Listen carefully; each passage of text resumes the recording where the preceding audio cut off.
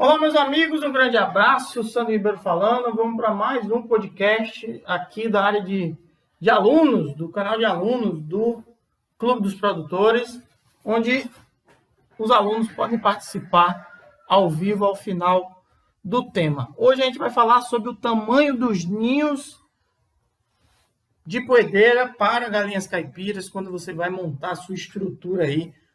Qual o tamanho dos ninhos, qual o ideal do tamanho. Existe um padrão, né? Como alguns que me acompanham há um bom tempo aí sabem que eu sempre falo do padrão e sempre falo, às vezes, de algo que eu acho que deve ser o tamanho, e às vezes é um pouco fora do padrão, ou a menor ou a maior. Principalmente eu falo muito isso em relação ao comedouro e bebedouro, na quantidade. Existe um padrão de ser mais ou menos aí 30 centímetros de largura, que seria a abertura do ninho. Quando a gente fala largura, é aquela abertura onde você olha na frente, 30 centímetros. 35 centímetros de altura, que seria a parte onde a galinha pisa para entrar até a parte de cima, 35 centímetros. E 30 centímetros de profundidade, que seria o comprimento, né, da borda onde a galinha pisa para entrar até o fundo do ninho. Então, 30, 35, 30. É meio que um padrão. Quando você vai criar poucas galinhas, esse padrão aí é bem interessante. Quando você está criando aí abaixo de 100, abaixo de 200 aves. Então, até 200 aves, até que já, dependendo da situação, aperta um pouco. Quando você está usando esse padrão de tamanho, imaginando um ninho para 5 aves que você tenha. Um ninho para cada 5 aves que você tenha. Quando você tem um número mais elevado de aves, é muito comum, até em número pequeno, mas num elevado você pode ter problemas com isso. É comum você ter, às vezes, 2, 3, às vezes 4, às vezes 5 galinhas botando no mesmo ninho ao mesmo tempo. Botar no mesmo ninho, ótimo, legal, mas ao mesmo tempo atrapalha um pouco. Então, às vezes, é interessante você ter um pouco mais de profundidade. Ao invés de 30, você ter 40. A largura você pode deixar aí a entrada, né? Você pode deixar em 30, porque talvez iniba um pouco as galinhas ficarem, entrar, já que uma vai estar deitada, vai ocupar praticamente todo o espaço. Mas é interessante você colocar um pouco mais de profundidade, porque vai haver casos de, às vezes, você chegar e ter 3 galinhas, 4 galinhas no mesmo ninho. É interessante você ter um procedimento diário em relação a isso.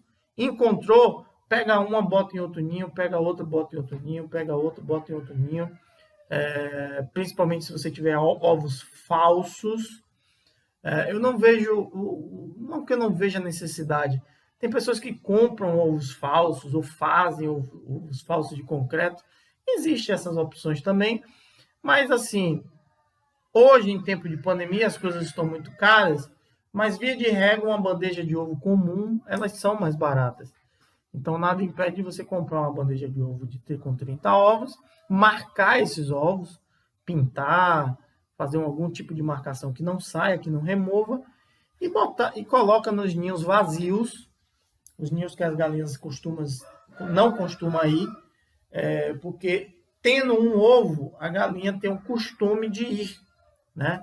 Então, a galinha gosta de botar ovo onde já existe um ovo, digamos assim. Por que marcar esses ovos? Porque esses ovos não vão com galinha deitando, levantando, as galinhas não, ou esse ovo vai estragar.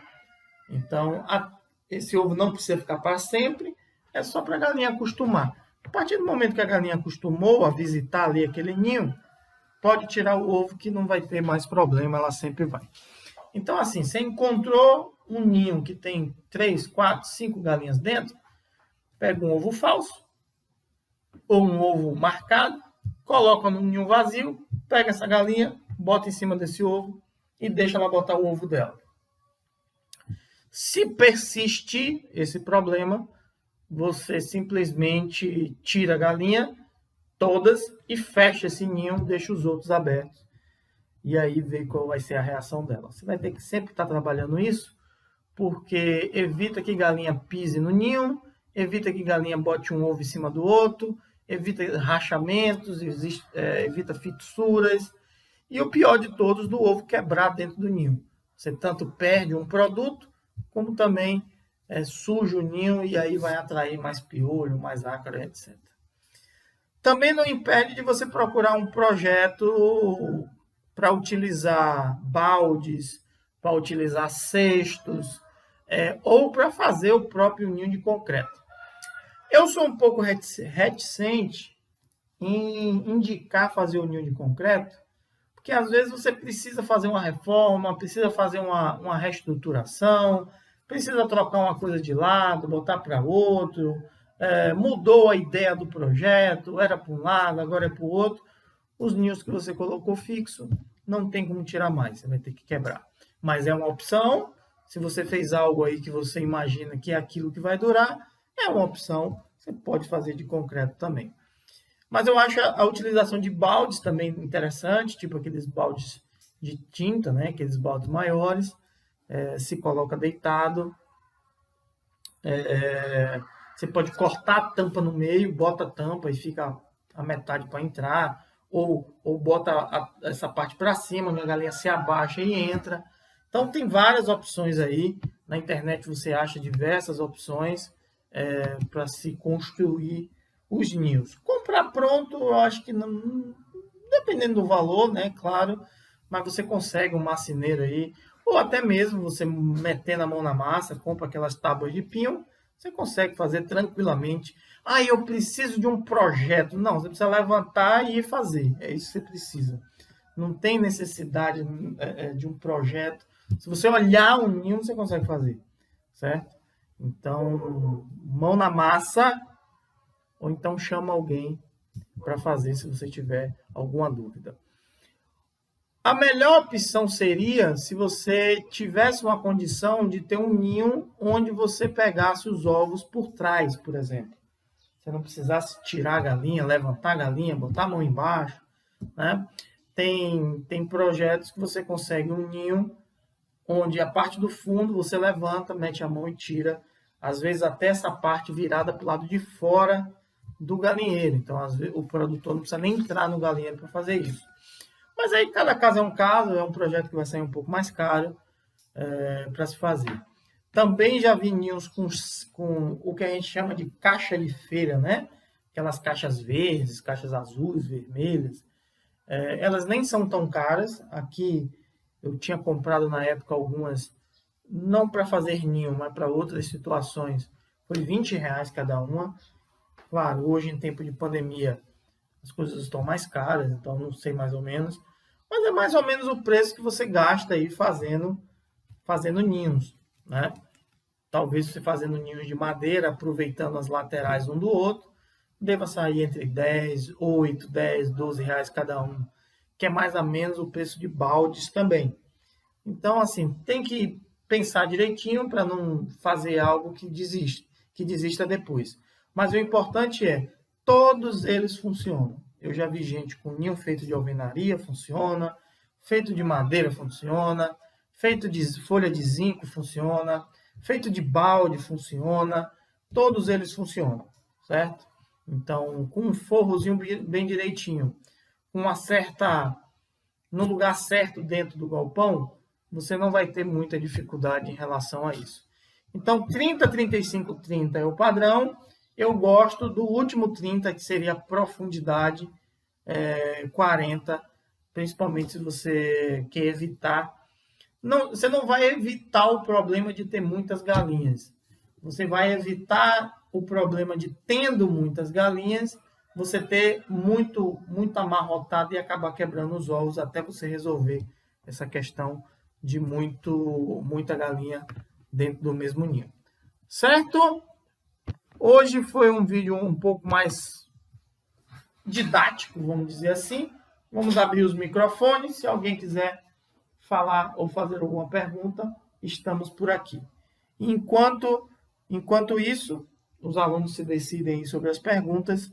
Estamos aqui com o pessoal do podcast, pode estar no Spotify, no Deezer, no Anchor, ou ouvindo no YouTube. Um grande abraço para vocês, tem link na descrição aí, para você entrar para o Clube dos Produtores e poder participar ao vivo com a gente.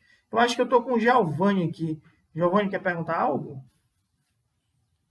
Ô, Sandro, tipo, na frente do ninho, você recomenda colocar alguma coisa para ficar mais escuro? O que você acha que posso colocar? Cara, assim, eu já vi gente usando, certo? Só que assim, quando você tem quando a galinha é poideira, quando a galinha é para botar ovo, ela bota ovo em qualquer lugar. No meio do mato, no claro, no escuro, em qualquer canto. O ideal é que você não tenha a luz incidindo em cima, aonde está a galinha no ninho.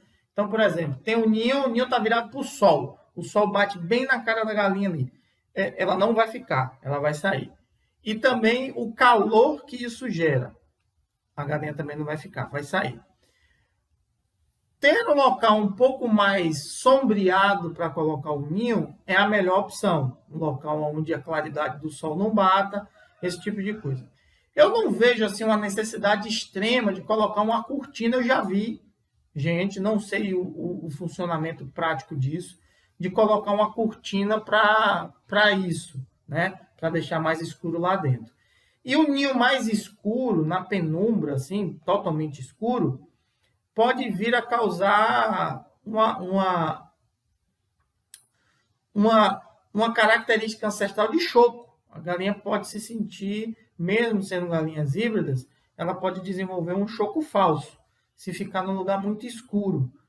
Então, assim, é uma coisa para se testar, é uma coisa para se conversar com pessoas que usam, mas não assim, o cara botou hoje e na semana que vem ele está muito feliz. Não, tem que olhar durante 6 meses, 1 ano, se isso realmente é usual, se teve galinha, uma incidência maior de galinha com choco falso, galinha dormindo dentro, porque no escurinho, a gente sempre fala, né? Galinha no claro come, no escuro dorme. Então, possa ser que acelere alguma coisa em relação a choco. Mas, tem que se conversar com o que realmente está usando, e já usa há algum tempo, para ver a praticidade disso. Eu não recomendo, mas se aparecer um criador dizendo aí, eu já uso há 6 meses, 1 ano, e melhorou demais, eu não tenho incidência de choco, tá ótimo. Aí passa a se usar. Mas eu não vejo assim de imediato alguém, eu vou usar a cortininha porque vai melhorar. Eu não vejo. Se você tem algum problema assim da claridade durante o dia, que acontece devido à posição do seu galpão, aí coloca alguma coisa, pode até ser. Mas eu não vejo assim de início a necessidade de se colocar, não.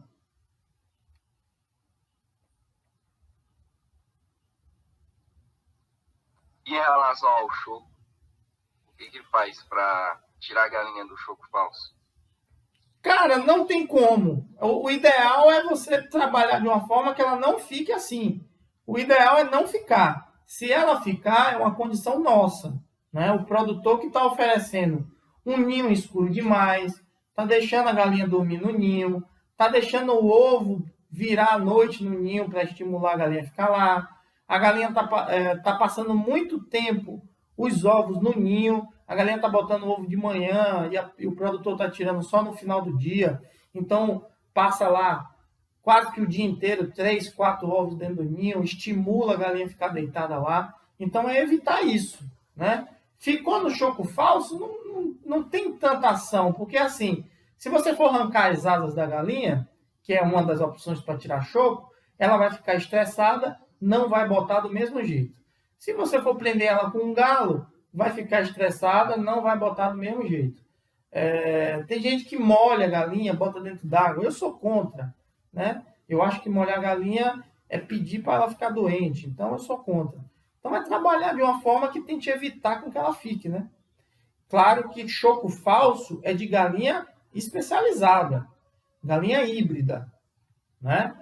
A galinha que não é especializada, uma galinha de capoeira, uma galinha de raça, Ela não tem choco falso, ela tem choco mesmo.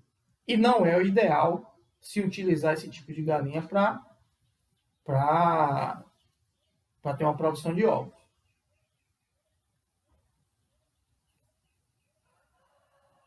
Beleza? Outra pergunta. Eu tenho aqui uma galinha, eu acho que quando ela foi botar, eu acho que aconteceu alguma coisa que saiu para fora. Aquilo ali tem alguma solução, porque eu abati ela, né? Eu não sabia o que ia. Aí eu fiquei em dúvida e com medo de acontecer com outro. Não, isso é problema congênito, ou é genético, ou é de má formação no início do processo. E uma vez que acontece, já era. Acabou a galinha. Ela pode até voltar a botar, mas 6 meses ela morre.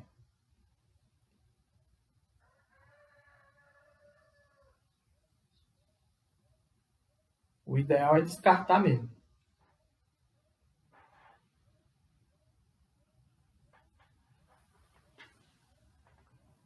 Beleza, meu amigo? Cada um aí respondeu tudo direitinho. Ah, obrigado. Valeu, meu querido. Um abraço. Amanhã a gente está aqui de novo. Beleza? Obrigadão. Valeu.